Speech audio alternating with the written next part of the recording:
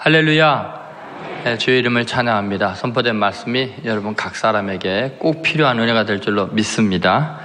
오늘 말씀의 제목은 사랑이 병들 때입니다. 지금 사무엘하를 이어서 하고 있습니다.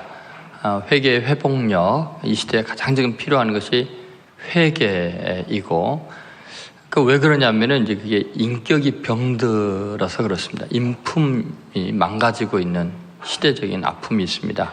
그래서 인격이 병들 때라는 제목으로 지난주 설교했습니다. 오늘은 이제 사랑이 병들 때이죠. 이 시대에 지금 가장 심각한 문제 중에 하나가 이 사랑이 병들어가고 있는 겁니다. 그 다음에 이제 5월이 좀 지나면서 제가 정의가 병들 때, 그리고 가치관이, 시각이 병들 때에서 지금 이 시대의 아픔이 어디에서 오는지, 주님께서 무엇을 고치기를 원하시는지에 대해서 이 사무엘하를 통해서 계속 살펴보려고 합니다. 오늘 이 사랑이 병들 때라는 제목인데요. 사실 이 사랑이 병든 것이 얼마나 심각하냐? 그건 예수님께서 우리에게 주시는 새 계명이 내가 너희를 사랑한 것처럼 너희도 서로 사랑하라라는 말씀을 보면은 지금 이 사랑이 얼마나 중요한 문제인지를 알 수 있습니다. 왜냐하면 사랑의 기준이, 가치관이, 개념이 좀 병들어 있으니까 내가 너희를 사랑한 것 같이 하고 이제 사랑의 새로운 기준을 제시해 주시죠. 기존에 있던 사랑으로 안 된다는 거예요. 사랑에 대한 이야기가 너무 많은데 다 병들었다는 겁니다.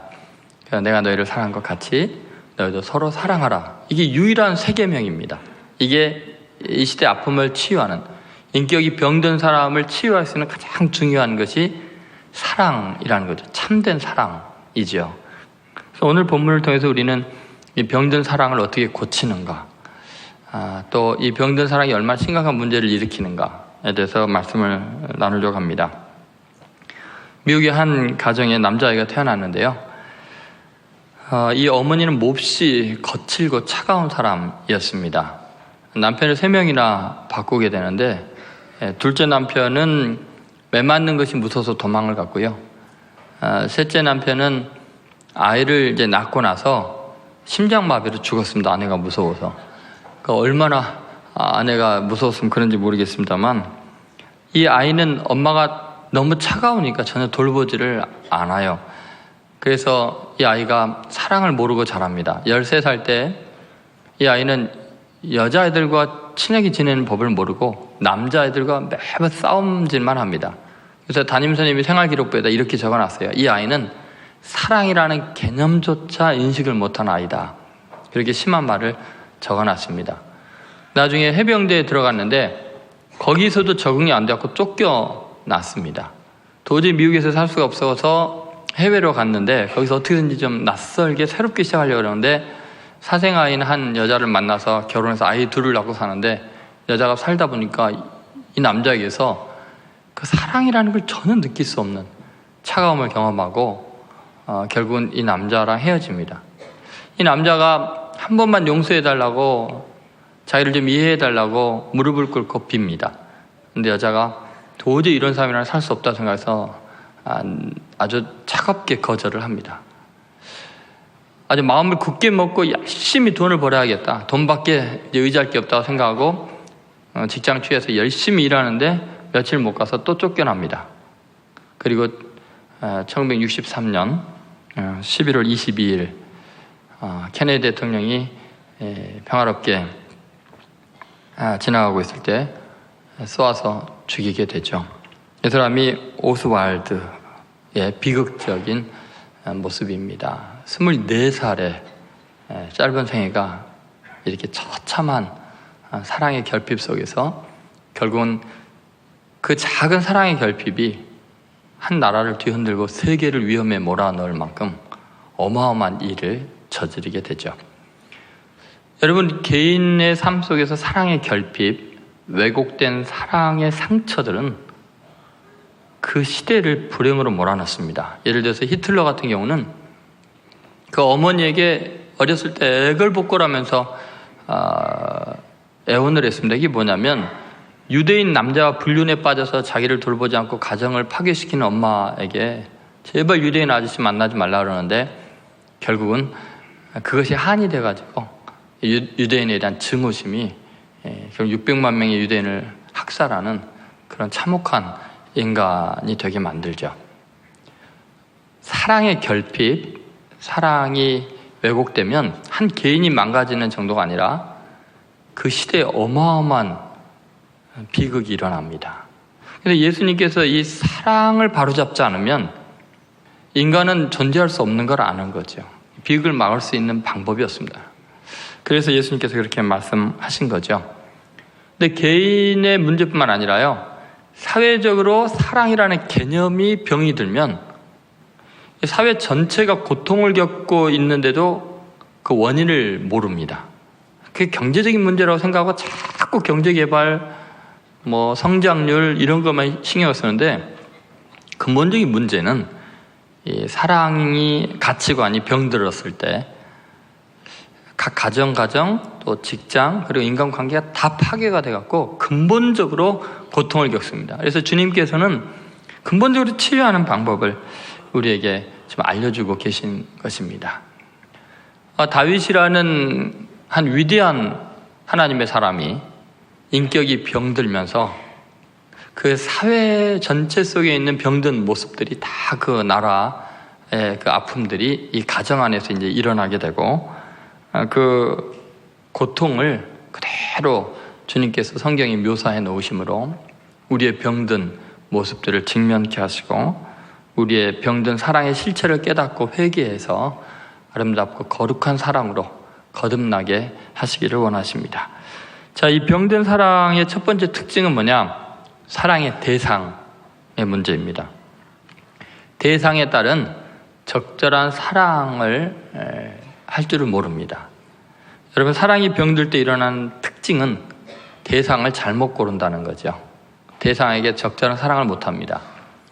예를 들어서 제 딸아이들이 4살 하면 5살 하면 이 정도였을 것 같아요. 큰 딸도 그렇고 작은 딸도 그렇고 저한테 한결같이 고백하는 것이 아빠와 결혼할 거야.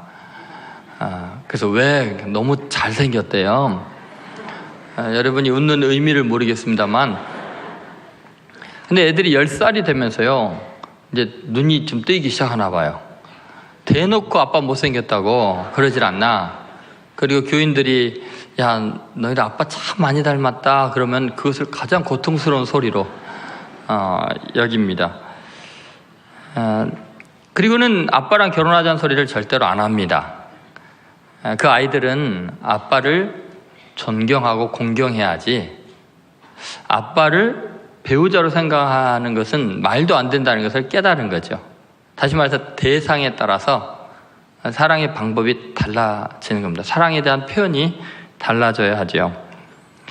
여러분, 인간관계에서 가장 심각한 문제가 뭐냐면 이 유아기적인 사랑의 퇴행성 증상입니다. 사랑의 대상을 어떻게 선정하느냐, 이걸 잘못 선정하면은 이 유치한 일들이 발생하는 거죠. 거기에 상처가 일어나게 됩니다. 예를 들면 여러분, 사랑이 사랑일 수 있으려면 반드시 대상에 맞는 사랑의 방법을 써야 되는 거예요. 부모님을 사랑한다는 것은 부모님을 공경하고 존경하는 거죠. 형제를 사랑한다는 것은 우애 있게 지내는 것입니다. 여러분, 배우자를 사랑한다는 거, 그것은 정말 인격적으로 존중히 여기고 귀히 여기고 아끼고 사랑하는 거죠.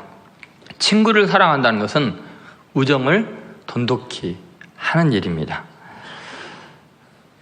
여러분, 가만히 생각해 보면은 사랑이 병들 때 일어나는 증상은 이 사랑의 대상과 사랑하는 그 방법이 어긋날 때 문제가 생깁니다. 병이 들었다는 것은 질서가 깨졌다는 거죠. 흐름이 막히게 되는 것입니다. 인간관계에 죄가 끼어들면 조화가 무너지고 거기에서 첫 번째 일어난 증상이 사랑이 병드는 겁니다. 이 대상을 잘못 선정하는 거죠. 만약 어떤 사람이 자기의 아내나 남편을 정말 사랑한다고 하면서 한없는 플라토닉한 사랑, 끊임없이 철학적인 이야기만 나누고 손도 안 잡고 늘 무슨 토론만 하고 그러면 그 병든 사람입니다. 아내에게는, 남편에게는 그 적절한 사랑이 필요하죠. 동성애 친구 간의 사랑도 마찬가지입니다. 이 동성애 친구 간의 사랑을 이성 간의 사랑의 표현으로 해버리면 그게 병든 사랑이죠. 정상이 아니죠. 제가 고등학교 때 저는 이제 동성애라는 단어 자체를 그때는 모를 때였어요. 저는 친구를 되게 소중하게 여겨서 제 짝인 친구가 이제 집으로 돌아오면서 손을 꼭 잡고 이렇게 흔들었더니 얘가 막 뿌리치는 거예요. 너 왜 이러냐고 막.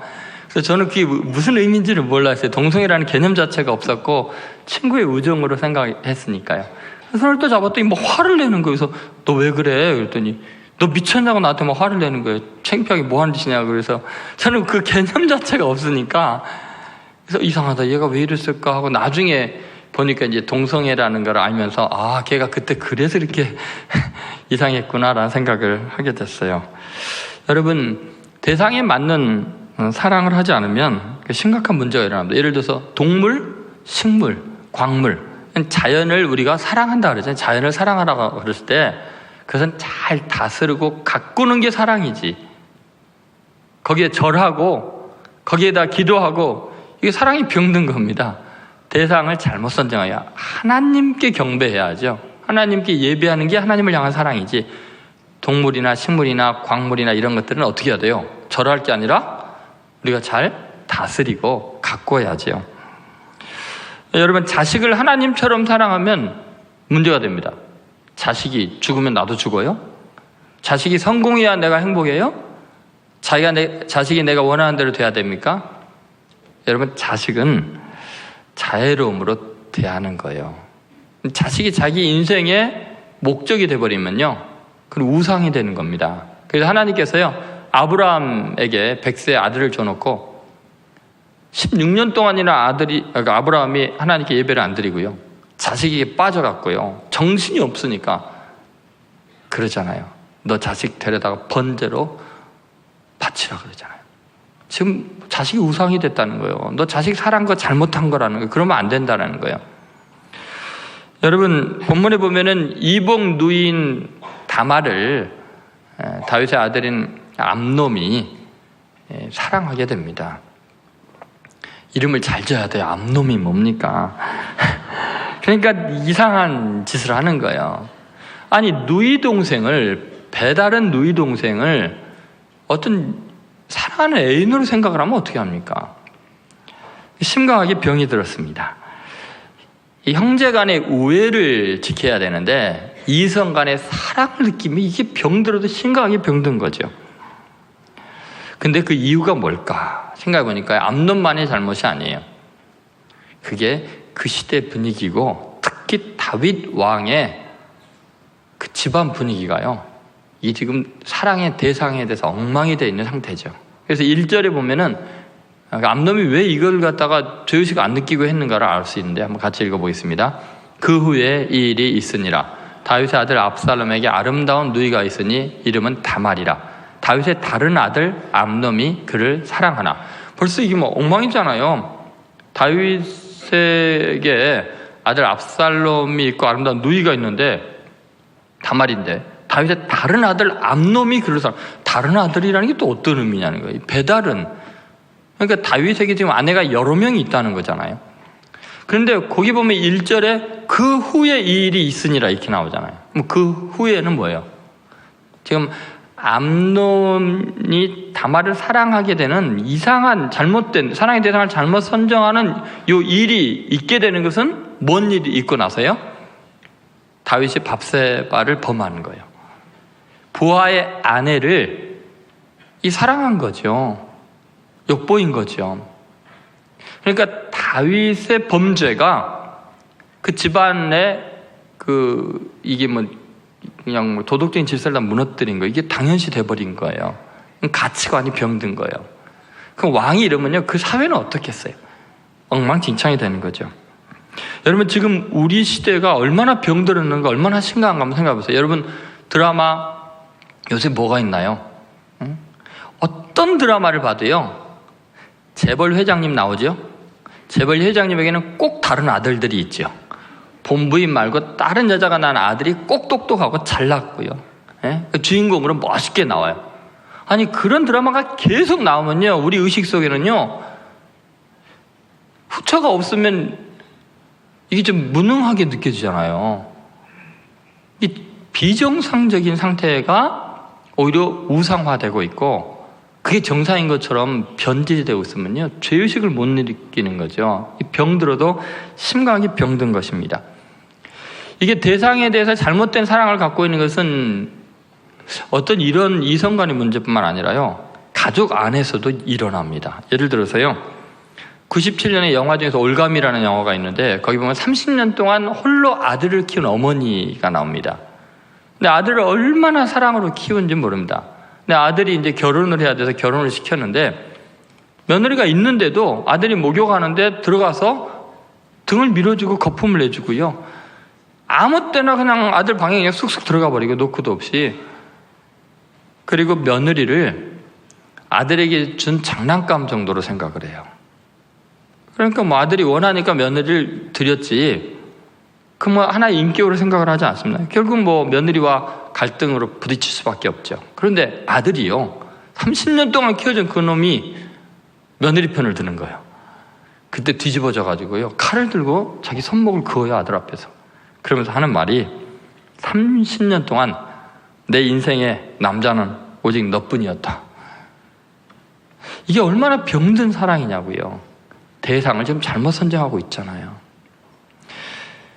여러분, 자식은 장가가면 남의 남편입니다. 남의 편이에요.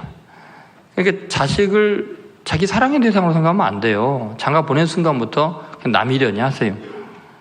얼마 전 뉴스에 3살짜리 조카를 배를 발로 차가지고 이제 숨지게 한 사건이 있었죠. 그때 이제 이모가 이제 구속이 되는데, 나중에 알고 보니까 그 이모가 그 아이의 엄마였어요.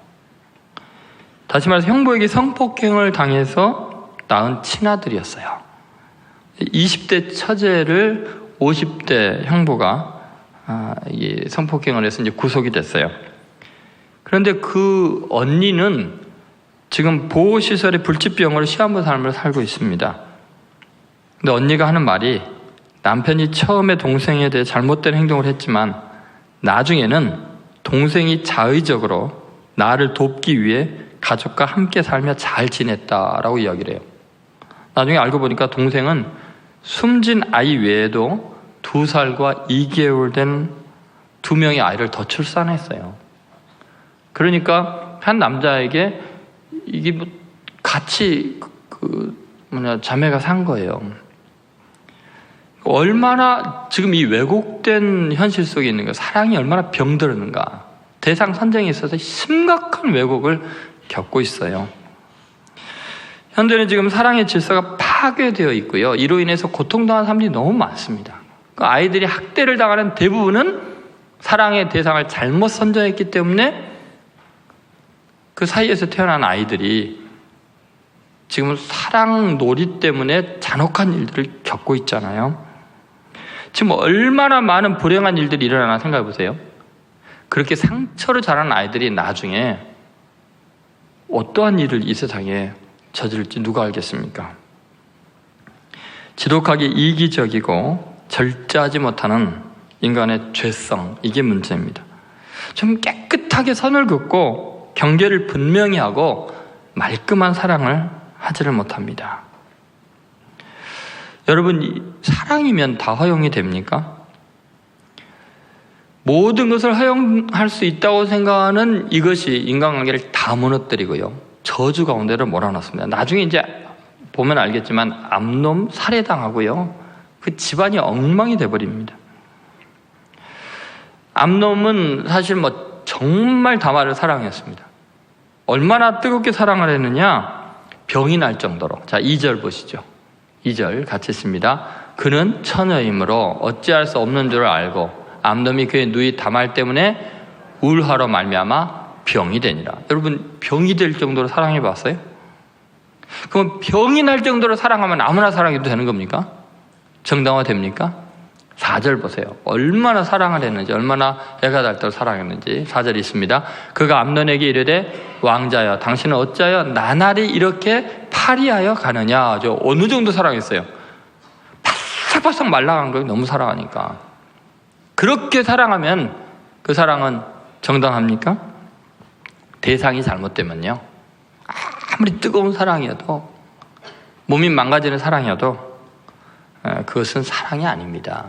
그것은 병든 것입니다. 여러분, 그것이 얼마나 큰 나중에 후환을 불러올지를 전혀 모르고 있는 거죠. 여러분, 왜 대상에 따른 적절한 사랑을 못하는 걸까요? 그렇게 사랑할 사람이 없나요? 암논이 왕자인데 이스라엘에 여자가 없나요? 왜 그럴까요? 인간은요, 사랑의 확장성에 대한 욕망이 있습니다.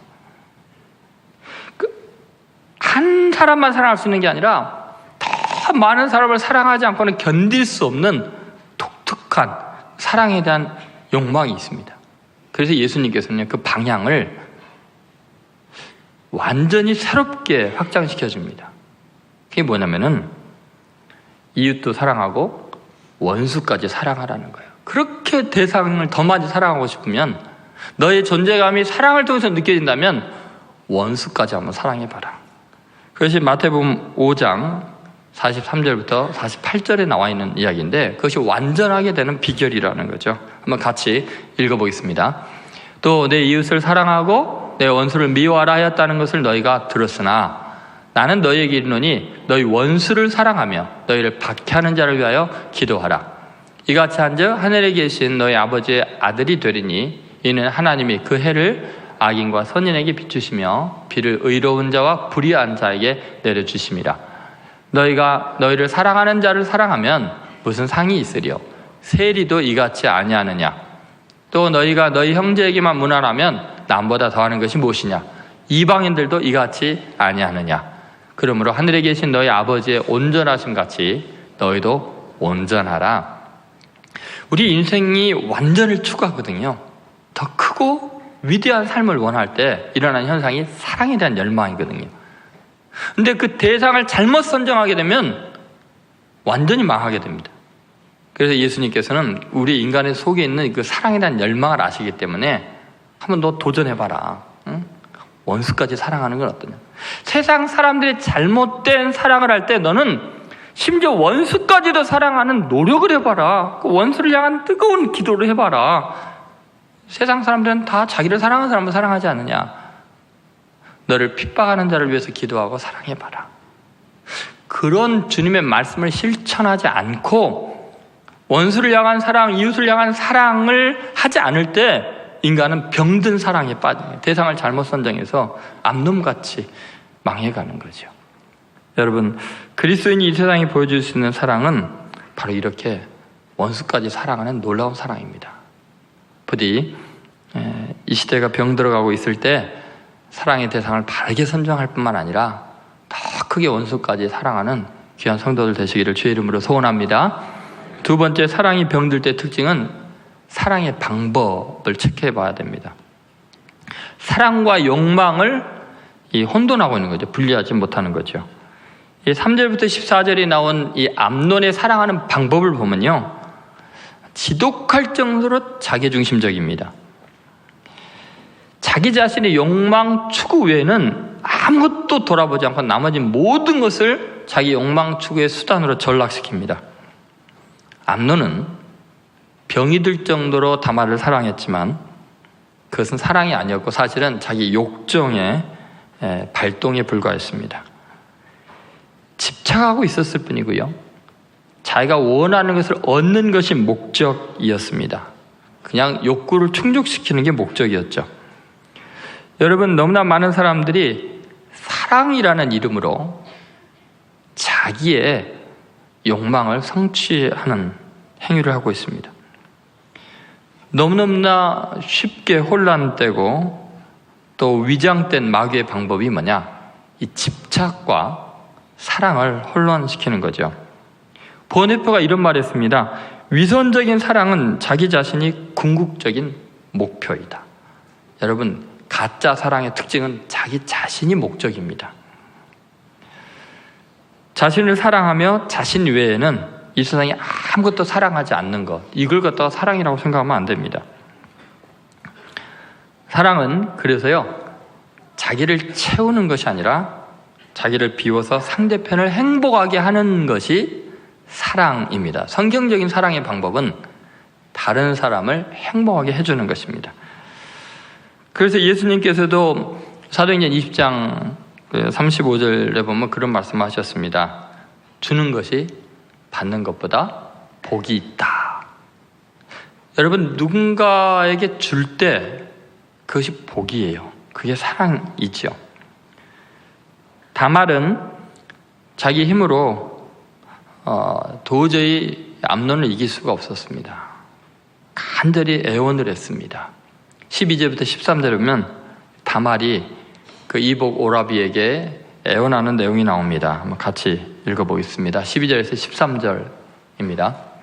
그가 그에게 대답하되 아니라 내 오라버니여 나를 욕되게 하지 말라. 이런 일은 이스라엘에서 마땅히 행하지 못할 것이니 이 어리석은 일을 행하지 말라. 내가 이 수치를 지니고 어디로 가겠느냐. 너도 이스라엘에서 어리석은 자 중에 하나가 되리라. 이제 청하건대 왕께 말하라. 그가 나를 내게 주기를 거절하지 아니하시리라 하되. 여러분, 지금 다말은 지금 이게 남매지간인 것을 강조를 하죠. 오라버니 하고서. 그리고 이스라엘에서는 이런 일이 있어서는 안 된다라는 이야기를 하고요. 그리고 만약 이런 일이 있으면 내가 수치스러워서 어디로 가겠냐. 그리고 너도 이스라엘 중에서 형편없는 사람으로, 어리석은 자로 이제 낙인이 찍히게 될 텐데 그러지 말라고 만류를 합니다. 애원을 합니다. 그러나 14절에 보면은 암논이 힘이 세니까 강제로 동침을 하게 되죠. 여러분, 이것은 사랑이 아니고 폭력입니다. 그러니까 상대편의 의사와 상관없이 진행되는 사랑의 표현은 전부 다 폭력입니다. 그것이 성적인 관계뿐만 아니라 그 어떤 것도 마찬가지입니다.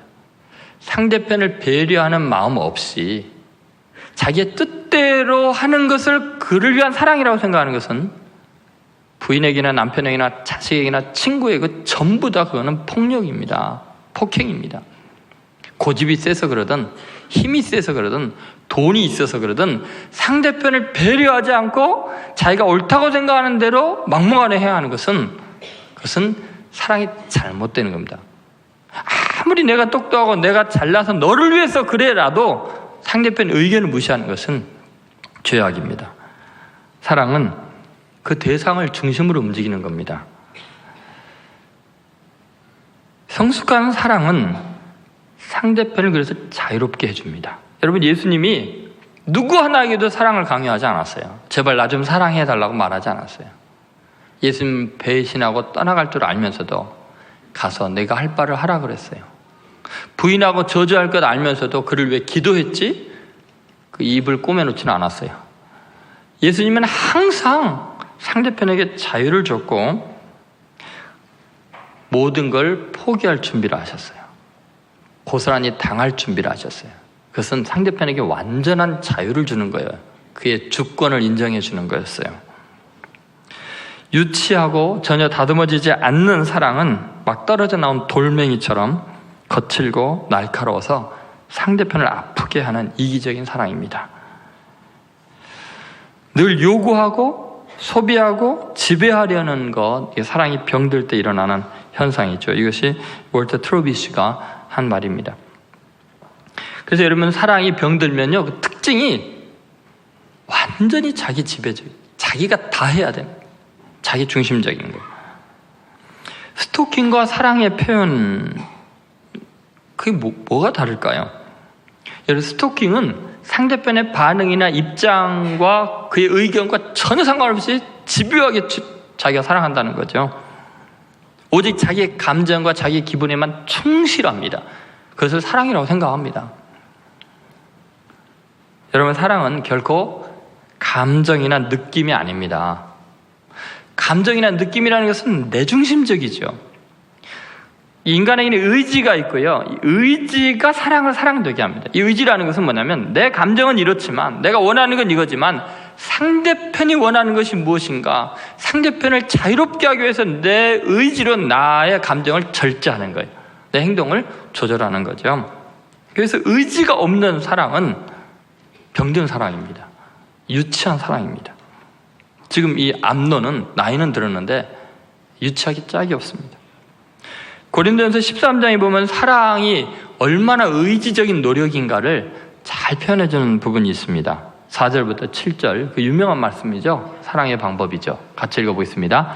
사랑은 오래 참고, 사랑은 온유하며, 시기하지 아니하며, 사랑은 자랑하지 아니하며, 교만하지 아니하며, 무례히 행하지 아니하며, 자기의 유익을 구하지 아니하며, 성내지 아니하며, 악한 것을 생각하지 아니하며, 불의를 기뻐하지 아니하며, 진리와 함께 기뻐하고, 모든 것을 참으며, 모든 것을 믿으며, 모든 것을 바라며, 모든 것을 견디느니라. 여러분, 참으며 오래 참고 견디고, 이게 뭐 전부 다 의지예요. 의지. 사랑은 감정으로 시작하는 것 같지만 의지로 완성이 됩니다. 의지가 빠지면 병든 사랑이에요. 그래서 우리는 끊임없이 다른 사람을 배려할 줄 알아야 됩니다. 자기의 욕망만 강요하면 사랑이 철저하게 병들었습니다. 그래서 사랑은 예의가 있어야 돼요. 부부간에도 예의가 있어야 돼요. 자식에게도 예의를 갖춰야 돼요.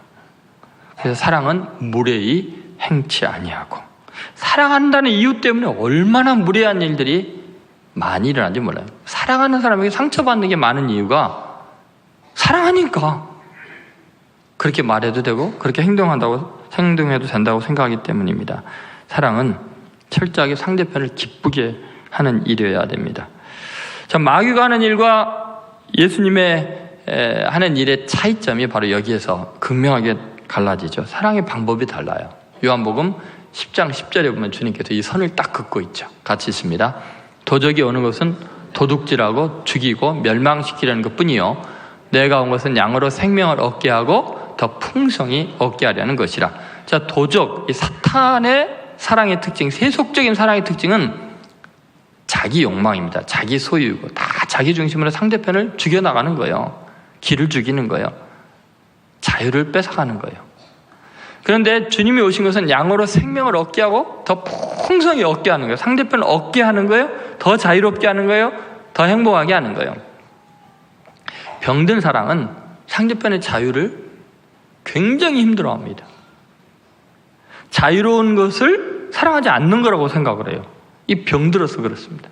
그러나 주님은 그렇지 않죠. 요한복음 이 10장 11절에 보면 예수님은 이렇게까지 사랑하신 거죠. 같이 있습니다. 나는 선한 목자라, 선한 목자는 양들을 위하여 목숨을 버리거니와. 심지어 목숨까지 버리는 게 사랑입니다. 그러니까 철저하게 이타적인 거죠. 예수님은 결국은 기다리십니다. 완전한 자유를 주시고요, 백성들에게 저주를 받아서 대장에게 넘겨지죠. 대장과 장로들은 이방인에게 넘겨주죠. 예수님은 상대편에게 완전한 자유를 주는데 자기 자신을 어떻게 대우하든 처리하든 사랑하기 때문에 사랑하는 사람의 손에 완전히 생명을 버리는 데까지 나갑니다. 그리고 기다리십니다. 스스로 깨닫고 그 사랑의 감격에서 세상의 거짓된 사랑에 상처받고 돌아와서 주님 사랑 이제 알았습니다 하고 눈물을 흘리고 돌아오면 그때 주님을 기뻐하십니다. 돌아온 탕자의 아버지처럼 기다리십니다. 아버지의 재산 절반 떼가서 그렇게 호랑방탕에 지내는데 기다리십니다. 상대편에게 완전한 자유와 그를 존중히 여기고 기다리는 것, 그것이 사랑입니다. 그것 때문에 우리는 주님 품에 돌아갈 수 있었고 참된 사랑인지 무엇이 아는 거예요. 사랑은 강요할 수 있는 건 아니에요. 떠나간 사람을 붙잡는다고 돌아올 수 있는 것도 아니에요. 완전한 자유 속에서 스스로 선택해서 돌아올 때만 진실한 사랑인 거죠. 부디 상대편 중심으로 철저하게 이타적인 사랑으로 이 시대를 감동시키는 성도들 되시기를 주의 이름으로 소원합니다. 마지막으로 사랑의 결과입니다. 15절부터 19절에 나오는 내용을 보면요, 이 비극적인 상처를 남깁니다. 이 병든 사랑의 특징은 결과가 안 좋습니다. 여러분, 세상 사랑이 병들 때의 특징은 뭐냐면 처음보다 나중에 늘 안 좋습니다. 처음 만날 때 뜨거움과 감동과 헌신과 희생이 이 만나면 만날수록, 사귀면 사귈수록 점점 식어지고 점점 초라해지고 나중에는 그게 상처로 남게 되죠. 여러분, 암논을 보면요, 너무나 신기합니다. 병이 들 만큼 그렇게 오랜 세월을 다말을 사랑해 놓고는요, 참 어이없는 일이 일어납니다. 15절, 16절을 한번 보시죠. 15절, 16절 말씀 같이 읽도록 하겠습니다. 그리하고 암논이 그를 심히 미워하니 이제 미워하는 마음이 전에 사랑하던 사랑보다 더한지라. 암논이 그에게 이르되 일어나 가라 하니 다말이 그에게 이르되 옳지 아니하다. 나를 쫓아 보내는 이 큰 악은 아까 내게 행한 그 악보다 더하다 하되 암논이 그를 듣지 아니하고. 여러분, 이게 지금 뭐 연속극 보는 것 같잖아요. 우리의 삶의 이야기 같잖아요. 상처를 많이 받았어요. 예전에 그렇게 사랑한다고 했던 사람이 처절하게 버리는 이 모습 보고 너 너무한다는 거죠. 너가 나를 사랑한다고 해놓고 이렇게까지 버리느냐. 나에게 아주 강압한 그 사랑보다도 지금 버리는 사랑은 더 심하다. 근데 이 암논이 사랑을 해놓고 증오해요. 그리고 기존에 사랑했던 만큼, 자기가 속 끓었던 만큼 자기의 욕구가 충족이 되고 나니까 더 증오하고 더 미워하고 내치죠. 문까지 잠궈버리라 그러죠. 여러분, 이것이 세상 사람들의 사랑의 모습이죠. 사랑이 병들었을 때요, 예전에 사랑했던 것 가지고 더 증오를 합니다. 내가 너를 어떻게 사랑했는데. 부모님들이 자식이 맨날 하면 너 때문에 내가 못 먹고 못 입고 얼마나 고생하는데 네가 이런 모양 하면서 그거 이야기하면서 더 미워하잖아요. 더 쥐어받고 막. 그게 무슨 사랑입니까? 연인 간에는 말할 것도 없고요. 꼭 싸울 때 보면 옛날에 했던 거 이야기하잖아요. 예? 그러면서 과거 이야기 줄줄이. 웃는 여자분들은 전과자들이 가능성이 많죠. 여자들은 기억력이 좋거든요. 여러분, 한번 생각해 보세요. 우리가 당황하는 것은 이것입니다. 암논이 너무 빨리 변질된다는 거예요. 어떻게 그 밤에 그냥 그 즉시로 증오심이 일어날 수 있냐는 거예요. 그런데 정말 놀라운 것은요, 이런 겁니다. 생각해 보면 우리와 암논의 차이가 시간 차이밖에 없다는 거예요. 암논은 좀 애가 덜 떨어지고 철이 없어갖고 즉시로 그 기분을 그대로 드러낸 거고, 우리는 아주 똑똑하고 교묘해갖고 시간을 느려갖고 느끼지 못하게 이걸 드러내는 거죠. 암논은 즉시, 우리는 한 20년 살다가 살아가면서 조금씩 매일매일. 뭐가 다르냐는 거예요. 여러분, 처음 사랑하는 사람을 만났을 때 좀 옆에 남편, 아내 앉아 있습니까? 어땠어요? 불같은 사랑 아니었어요? 당신 없으면 못 살고 죽는다고 매일 전화하고 그러는데 요새 전화 오면 귀찮고 왜 자꾸 전화하냐고 그러잖아요. 여러분, 한번 생각해보세요. 병적인 사랑 때문에 얼마나 많은 사람들이 고통을 겪고 있는지 모릅니다. 왜냐하면 이 병든 사랑은 처음보다 나중에 점점 안 좋아지거든요. 병의 증상과 똑같아요. 갈수록 몸을 망가뜨리는. 근데 참된 사랑은 처음보다 나중에 점점 거룩해지고 위대해지고 행복해집니다. 여러분, 우리가 주님을 처음 만났을 때, 나 같은 죄인을 사랑하신 주님의 큰 십자가 사랑을 경험했을 때요, 천부의 의지 없어 손들고 옵니다 하고 주님 앞에 나올 때는 눈물 콧물 범벅이 돼서 온 세상에 세상도 없고 나도 없고 사랑의 주만 보이도다, 이것이 나의 간증이라고 그렇게 고백했었습니다. 순수함과 열정이 가득했어요. 그런데 세상에 화려한 맛을 보게 되면, 주님이 높여주고 부하게 하고 위대하게 해주니까 세상에 취해가지고 점점 남모르게 주님이 못 느끼게 조금씩 발뺌을 하고 있지요. 은혜 너무 많이 받을까 봐 요새는 걱정이죠. 주님께 완전히 헌신될까 봐 두렵죠. 세상에 병든 사랑은 처음보다 나중에 늘 질이 안 좋아집니다. 그래서 여러분, 세상의 사랑에 여러분이 마음을 빼앗기고 나면요, 남는 건 고통밖에 없습니다. 사람에게 사랑을 기대하는 사람은 반드시 상처를 받습니다. 왜냐하면 인간이라는 게 죄에 가득해서 처음 사랑과 나중의 사랑이 너무 달라지거든요. 주님께서 그걸 잘 아시잖아요. 그래서 요한 1서에서도 주님이 그런 말씀하셨어요. 요한 계시록이죠. 너희가 처음 사랑을 버렸느니라. 너희가 처음 사랑을 버렸느니라. 이 말은 무슨 말이냐면 처음 사랑보다 나중이 점점 안 좋아지고 있다는 거죠. 여러분, 우리 자신을 한번 다시 생각해 보십시오. 주님의 사랑은 놀라운 사랑인데 세상과 거꾸로 갑니다. 우리들은 처음에 약하고 죄인이었고 나중에 하나님의 원수가 되어 있었는데, 주님은 우리가 약할 때나 죄인 됐을 때나 원수 됐을 때나 한결같이 사랑하십니다. 아니, 오히려 우리가 질이 더 악화되고 있을 때 주님의 사랑의 질은 더 강화되고 있죠. 더 깊어지고 있죠. 주님은 점점 깊은 사랑으로 그리고 놀라운 은혜로 우리에게 다가오십니다. 늘 처음 만날 때보다 주님은 우리에게 더 큰 희생으로 다가오셨습니다. 주님은 하늘의 왕자의 직분을 버리고 이 땅에 인간으로 오셨죠. 그리고 우리를 더 사랑하셔서 우리 대신 죄인이 되시죠. 그리고 우리 대신 죽임을 당하죠. 우리를 위해서 점점 희생이 커지고 사랑이 커졌습니다. 여러분, 이것이 사랑입니다. 그리스도인이 이 세상에 상처 가득한 사람들에게 보여줘야 될 것은 이 한결같은 사랑이고 더 깊어지는 사랑이고 더 풍성하게 만드는 사랑이죠. 여러분, 그것을 세상 사람들이 어디서 맛보겠어요? 이 병든 세상에서요, 치유책은 그거밖에 없습니다. 사랑 개념 자체, 방법, 결과가 다 병든 이 사회를 구원하는 길은 그리스도 예수의 사랑을 경험한 우리들이 그 사랑을 느끼게 해주는 길밖에 없습니다. 치유책은 거기 있어요. 사회를 새롭게 할 수 있는 길은 경제적인 문제가 아니에요. 지금 정치적인 문제가 아니에요. 사랑의 개념이 병들어 있죠. 꼭 성도 여러분들이 그리스도 예수께 받은 이 놀라운 사랑으로 이 시대를 치유하고 회복시키는 데 귀하게 쓰임받게 되시기를 주의 이름으로 축원드립니다.